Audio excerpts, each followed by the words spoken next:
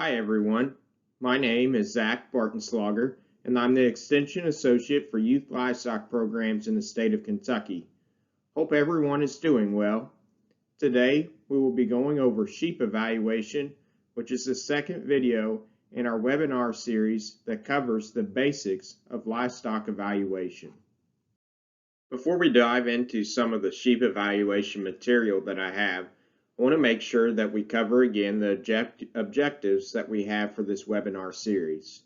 We're identifying priorities as it pertains to species, specifically sheep evaluation today, and then we're also trying to enhance our evaluation methods by looking for specific markers or different things that perhaps can help us in sorting animals over one another.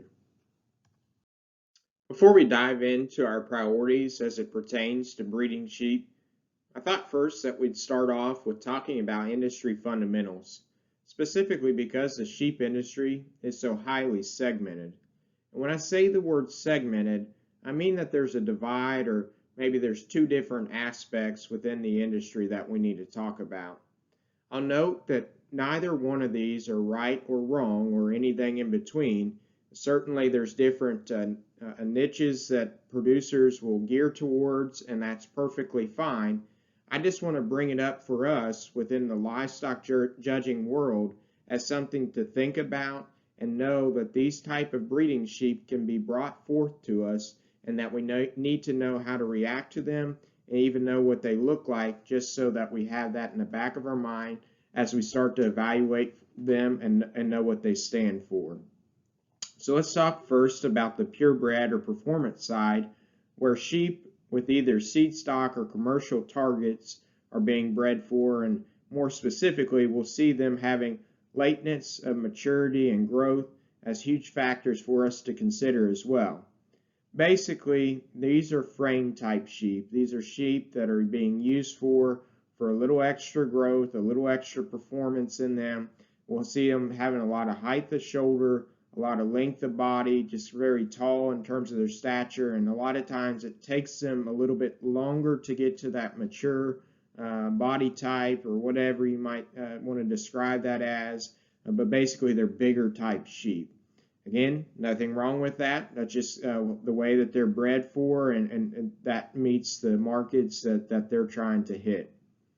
On the other side of that is weather type sheep. A lot of times you'll hear them referred to as weather dams, and specifically within the judging ring, you'll hear them described as weather dams. These are sheep that are targeted for the production of show wethers. And so with that will come more terminal and extreme type pieces that are being bred for and are used as points of consideration as well. These sheep are going to look a little bit smaller in terms of their stature and size, although we'll talk about maybe how that's shifting a little bit right now. But in general, we want them to be able to fill out into their body type and have more extreme in terms of their rib shape and their pin set and just their muscle pattern in general. And so in order for us to do that, a lot of times we think about them being smaller in terms of size or frame, however you want to describe that. Again, nothing wrong with that. That's just the niche market that they're trying to hit, trying to produce show wethers. One thing that I want to bring out is that when we think about this from a livestock judging perspective, weather dams is oftentimes confused as people thinking that these are weather sheep, and that's not the case. These are ewes that are brought out to you and that are being asked to be judged as breeding animals, but we're thinking about them for the production of show wethers. So again, it's a breeding animal, but we're thinking about them being geared more towards a certain segment within the industry. So to give an example of this, I pulled two pictures off the internet of two sheep that are two rams that are very Hampshire indicative in terms of the way that they look, their breed character, and so on and so forth. I definitely have that influence, but probably are very different in terms of their body type though. If you look at the one on the left, a ram that's taller at his shoulder, long in terms of his body, And you can even look at that depth of rib that we talked about in our last video. Look there, maybe just a little bit shallower and maybe not as much there. Maybe just a sheep that doesn't look to be filled out as much, and that lateness of maturity or that time that it takes to fill out in their body maybe just a little bit longer. And so we can think about that being a frame sheep or a sheep that's being bred for more of the seed stock industry or even the commercial industry as well. You can see a good sheep though, nothing wrong with that sheep, just the way that that one's presented and brought forth to us. A lot of times on frame sheep as well, we'll see them where they've been fitted out, meaning that those sheep are still got a lot of wool on them and have just been kind of clipped in with hand shears to look a certain way to kind of box them in and highlight some of their attributes. On the right hand side here, you'll see again one that's got some Hampshire influence in him, but he looks a lot different in how he's presented, right? He's even kind of slicked off in terms of his appearance. And you know, a lot of times those that are on the more weather type sheep, we'll think about them being slicked off in their appearance. And those sheep are just a little bit shorter, smaller to the ground, and you can see that the rib shape and muscle pattern starts to look a lot different in them. The bone size looks a lot different in them as well. A lot more kind of extreme type pieces to them. Maybe not as big, not as long in terms of their pattern. Again, nothing wrong with that at all. Just kind of highlights the fact that they're producing for a specific niche market for those show weathers that we talked about. So you can see the difference between the two. I try to find two that were similar in terms of the breed that they come from, but yet how they've been bred differently for a specific segment within the industry. It's very important that you can find that and highlight that and think about it as, you know, how are you going to use it towards getting the class placed correctly, and also maybe implementing it into a set of reasons as well. Those are just two examples right there. Even though we just talked about how highly segmented the breeding sheep industry truly is, it's still important to keep in the back of our mind that priorities that we have for all breeding sheep, no matter what part of the industry they're involved in. Those priorities are functionality first, muscle second, and balance third. Now, if you think back to last week when we were talking about breeding cattle and breeding animals in general, you'll remember those are our priorities that we keep in the back of our mind no matter what species that we're looking at. Hopefully, these priorities that we just listed off will start to become second nature to you as you evaluate animals. Function is our first priority in breeding sheep. When we think about function, we must talk about structural integrity. Just as we spoke last week with beef cattle, that structural integrity plays a role with longevity within the herd, the same can be said with sheep and their longevity within the flock. If we think about angles on a sheep, they're very similar to that of beef cattle, in the sense that at the top of their shoulder, coming down to the point of their shoulder, needs to have a nice 45-degree slope or angle. If that happens, we can see a gentle roll at their knee and then down into their pastern, and if we study their front end assembly, everything should look strong and tie in well at the top of their shoulder, and when they move, their head and neck should stay in an upright position. Additionally, in sheep, it's very important that we study them from the top of their shoulder back out through their hip for a nice level, strong slope that they have carrying down their top line. From there, we want to come down to their hock and into their pastern for a nice gentle roll and slope that gives them an attractive look to their hind leg set. If all of this happens, most of the time that animal will look like it has an uphill type look, meaning that sheep looks like it runs uphill from its hip back up to the top of its shoulder and gives an elegant type of look to the side. I say all this for the sheep on the far left having a very attractive silhouette and a good build from a structural integrity standpoint. If we come to the sheep on the far right here, I still think a sheep that has some structural parts that are okay, but if we study her from the top of her shoulder back out to the point of her shoulder, she gets just kind of long in terms of her blade. I still think she has a 45-degree slope, or pretty close to that, but she gets this kind of long in terms of her shoulder blade, which we'll talk about from a structure standpoint, or from a balance standpoint, excuse me, later on. Additionally, we want to change her in terms of her front feet placement. Looks like she just kind of displays out there, and in turn will start to open up in her shoulder blade. And even if we study her front end assembly, if we come down in her neck and down into her shoulder attachment, we can see how it starts to make a U-type shape there, and where we get some extra folds there, and that's simply because her neck ties in low to the point of her shoulder. If we study her down her top line, there's a gentle type roll there. It just doesn't have the strength of top line that we saw on the sheet to the far left. If we study her in terms of her hind leg set, she has plenty of slope and roll in terms of her hock and into her pastern, but perhaps there's just too much set there, and in turn will make her weak in terms of her rear leg placement as time goes on. Again, not a sheep that I think is too far gone from a structure standpoint, simply things that we need to change and alter in her to make her ideal, like the one on the far left. Another important part of function within breeding sheep is roundness of rib. If you listened to last week's video, you heard the importance of fleshing ability within cattle. And although I think that sheep need to have some flesh to them as well, I think more important now is that they need to have roundness of rib. If we study the two sheep that are presented on this slide, the sheep on the far left gives us a very good illusion of what it means to have roundness of rib. If we study the ewe right in behind her shoulder, we can start to see somewhat of a round or rounded type shape to her rib cage that comes the whole way back to the last rib on that particular ewe. We want to study this for the duration of the rib cage, and just as importantly, we want to study them back out through their hip and down to the base of their skeleton as well.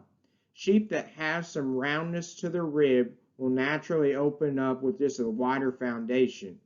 In turn, most of the time, they'll have some depth to their flank and softness to their body, which is also desirable, but more importantly, we want to see for that internal volume, that roundness of rib that's so desired or important within the sheep industry. Again, the sheep on the far left, I think, gives a very good illusion of that.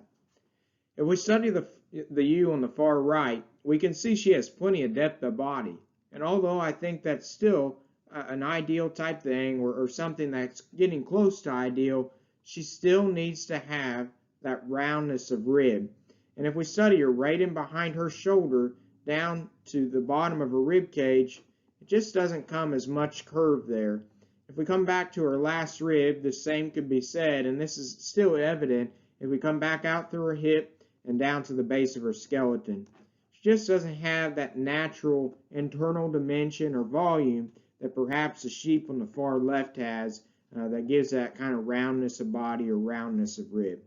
Again, example, and we want to still make sure they have some fleshing ability to them, but more important than that is that we want to make sure they have the roundness of rib that's desired. Other points of consideration for function and breeding sheep are listed below, and a lot of times, especially in a livestock judging setting, we'll see this as something maybe we can talk about from a reasons perspective, but really not as much from a placing perspective. And it's important that you study the rules before you go into the contest, or have your coach explain some of those rules to you as well, so that you can understand what you're getting yourself into. But breed character is something that a lot of times will be brought up on purebred sheep, something that is a point of consideration for reasons, but not a placing factor. We want to make sure that those animals represent the breed and their character of the breed to the highest degree, and are ideal in terms of what they look like. We also think a lot of times on sheep about mouse. You'll see that a lot of times of being something that we need to pay attention to from a reasons perspective, but again, not a placing standpoint. And then on rams, we'll see scrotums brought up as well. I even gave us an image there on the far right of some different examples we can see on sheep in terms of their mouths. So a lot of times we'll see sheep with parrot mouth, that image that's there, the first image that I'll circle here for you. And when they have a parrot mouth, you can think about that top part of their mouth is kind of overshooting the bottom part of their mouth, where you can see there's just a slight overlap there on the top portion compared to what should be. They can have monkey mouth. You probably don't see that as much, but you definitely will see some parrot mouth every now and then in breeding sheep. If we think about why that can be so detrimental, we can think about it from the standpoint that, maybe feed intake can be limited, or where that feed will drop out, and just having some issues from an efficiency standpoint. So again, some things to think about, other points of consideration from a function standpoint, but not necessarily something that'll help you place one animal over another one. So our second priority in breeding sheep is muscle, and really there's not much difference at all in muscle across species. And again, it starts at their foundation of how wide they are in their foundation, which will in turn allow for muscle up high. And I just put an image up here of one that's really muscular, and again, I want to make sure to emphasize that they've got to be opened up and square, and they're built down low in order for them to have muscle up high. Continue to think about that. We want to read them in terms of base width first. We want to come behind their shoulder and read them in terms of just how wide they are behind their shoulder, and from there back. And kind of that last place we're going to look and make sure that they have plenty of muscle is there at their hip. And that's kind of the verification for us of, yeah, they're a muscular animal, or they have enough muscle, or no, maybe they need slight amount more. So anyways, those are things to think about. Again, we want them to be muscular. We're going to see variations in muscle from frame sheep to more weather type sheep. Regardless of what we're looking at, though, they've got to be square in their build, and they've got to have the right amount of muscle to them as well. They've got to be adequate in terms of muscle for us to be able to go to that next priority of balance. Our final priority in breeding sheep is balance. We talked last week about balance and the importance that it plays, and not really just in the show ring, but also the tie that it has to structural integrity, and a lot of times what we think from that standpoint. Balance is something that sometimes can be somewhat subjective, and I think in the sheep industry, there's going to be variations of that as well, especially when we think about sheep within the different sectors that they might belong in. But I put up two sheep here. One on the far right is a little more weather type sheep. On the far left is more frame type sheep. And regardless of that, both of those sheep are very well balanced. If we think about it, they have to be tall in their shoulder, they have to be level in their top line, they have to be proportional in terms of their builds and depth of flank to them. Really, the ewe on the far right does a really good job in terms of depth of flank, having some bone size to them, having some length of neck, and just really everything kind of comes together in a proportional manner. Females need to look like females. The ewes need to look like ewes and have an elegant look to them. And, the males, rams, they need to look like rams. They need to be stout and muscular, but still have a balanced, symmetrical type look to them. So, again, those two are very different in what they stand for, but both I would consider very well balanced, very proportional in terms of their look. Very good image of what we need to be looking for in balance in breeding sheep. One last thing I'd like to talk about with breeding sheep before we head into market lambs is that a lot of times we'll be given data, and although we're not specifically talking about data today, or really for any species, I think it's important for us to hit some genetic abnormalities that can be thrown our way on that data sheet as it pertains to breeding sheep. And so I just want to go through those real quick. Codon 171, scrapie, is what we'll see most of the time on that breeding sheet, or on the data sheet, excuse me. That's an infectious disease that we can think about that will affect the nervous system.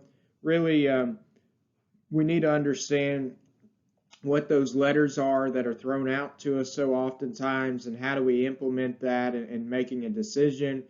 I put up here on the right a diagram of the letters that we'll see a lot of times, and we'll talk about what it means. And so If we think about RR, we think about that being an animal that is clean or free of the scrapie gene, meaning they have no evidence of that. They're not susceptible to be able to endure scrapie at any point in their life. They're free of that gene. RR is a good thing. We also can have sheep that express a QR. QR means that they're a carrier of the gene. It doesn't mean that they're going to express the gene. It does not mean that they're going to be susceptible to scrapie, but it does mean that they carry the gene and that they can pass it on to the next generation. QQ means that not only do they carry the gene, but then also that they can be susceptible to scrapie later on in their life. And so QQ is a bad thing, something that can really affect the sheep from a nervous system standpoint. And so when we think about when we start mating them up, you can see some different expressions here of how we mate those genes, those animals together, and what can happen. You know, for instance, our first diagram there where we have a ewe that's QR, meaning she just carries a gene, she's not susceptible to scrapie, and where we have a ram that carries the gene as well, he's QR, and we can see that 25% of the time they're going to have offspring if they're mated together that will come out QQ, meaning that they'll be susceptible to scrapie later on in their life. We also will have 50% of the time where they're QR, that just meaning that they're going to carry the gene just like their mother and father, just their sire and dam. And then also 25% of the time they'll come out clean. They'll come out totally resistant, won't carry the gene at all. So you can work your way through that progression there, but I wanted to throw that up because we see that a lot of times on data sheets, just something we need to know what it is and how producers breed around it or try to avoid some of the detriment that it can bring to a flock, and also how do we utilize it in a livestock judging setting. And so again, you'll have to read your scenario and think about it and how we're going to be mating animals up. But for the most part, we want to think about those animals being clean in terms of their blood type so that they're not able to be susceptible or pass on that gene for animals to be susceptible later on in life. Spider gene, we can think about that being a skeletal deformity, and that's not as often that we'll see spider gene put on a data sheet for us, but it can from time to time. We'll see that expressed as clean, animal that's clean that does not have any of the spider gene as NN. An animal, a sheep that carries the gene is NS, and then an animal that has spider and is dead is SS, and they'll be born dead, or if they're not born dead, then they'll be pretty close to it and will have to be put down. So that's something we can think about. Hairy lamb gene, we'll see that from time to time as well. A lot of times on South Downs, we'll see this where just a real thin skin to them. They'll have some deformities as well, a lot of parrot mouth, just kind of abnormal in how they're presented. And we'll see this expressed as either EDF or EDC. EDF means that they're free of the gene, and EDC means that they're a carrier of the gene. And then last, not least, something that's very new is the dwarfism gene that we see in a lot of blackface sheep now. And that dwarfism gene is exactly how it sounds. There's just sheep that are coming out and very slow in terms of their growth pattern, and they're just kind of dwarfed in terms of their presentation and not able to get very big. And so we'll see that now expressed in terms of their genotype as FF, meaning that they're free of the gene, they don't carry it, they're clean in their blood. FD, where they do carry that gene, but doesn't mean that it's expressed within them themselves. And then DD, where they are expressing that gene, or they could be expressing that gene, and they also carry it as well. So I know it can kind of be complicated. I really wanted to focus on that codon 171 scrapie because we see it so often. If you have more questions about it, please feel free to reach out. and talk about it. Something that maybe takes a little more time to understand, but something that I think is very important for us when we're talking about judging breeding sheep within the livestock judging realm and just in production agricultural in general. Market land priorities. Again, think back to last week on market cattle priorities and market land priorities are the same. We got to have carcass value, we got to have function then, and then finally we've got to have balance. And carcass value is going to look a little bit different than what it did on market cattle from last week. But again, that's still the utmost important thing that we're looking for when we're selecting market lambs and trying to get them placed in the correct manner. Let's just talk about some market fundamentals first for market sheep, for market lambs, especially the marketing side of things. Most slaughter sheep are marketed on a live animal basis. There's not really many that are sold on a carcass basis, and sale barns are the most utilized method. You can think about some of the major players like New Holland, for instance. At least where I grew up, New Holland in Pennsylvania was something, and I think for most of us in the East, we think about that quite a bit. And trying to hit kind of some of those ethnic markets, especially at certain time of the year, where really there may be more sought after or thought to be more valuable. Profit is almost always driven solely by weight, not so much about how they're grading and stuff of that nature, although there is some niche markets for that. For the most part, it's really by weight, and so that plays a huge role and huge emphasis in terms of market fundamentals. Although profit in market lambs is almost based solely on weight, within the livestock judging ring, we think about most of those animals, or at least within their contemporary of the class, being around the same weight. Therefore, carcass value comes into play as one of the most important factors or most important priorities that we can sort from.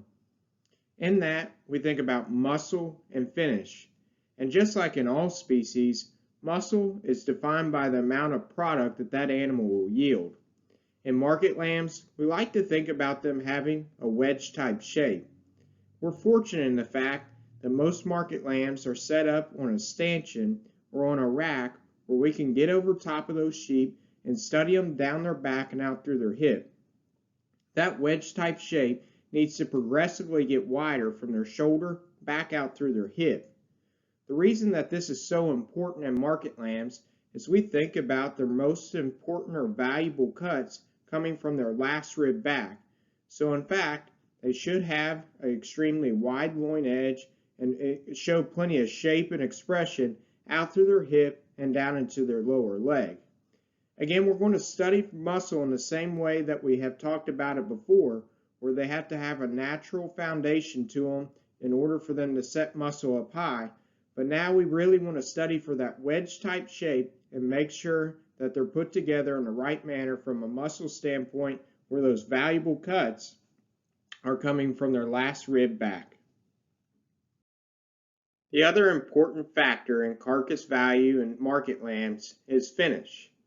Finish is again defined by the amount of external fat that's laid on an animal's body.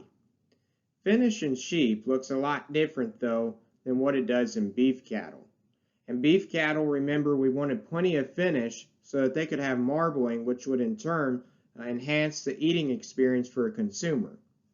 Unlike beef cattle, market lambs, we want them to be much thinner in terms of their finish, and ideally to be lean in terms of their compositional build. We think about lambs having a very lean type texture once it's gone to a consumer for a pleasant eating experience. To give some examples of where we look for finish at, we have two examples on the far extremes from the left to the right down below. The sheep on the far left is far too finished, and in reality is over finished and obese. Ways that we can find this or identify this is if we look right in behind the sheep's shoulder, where we see a very smooth indentation.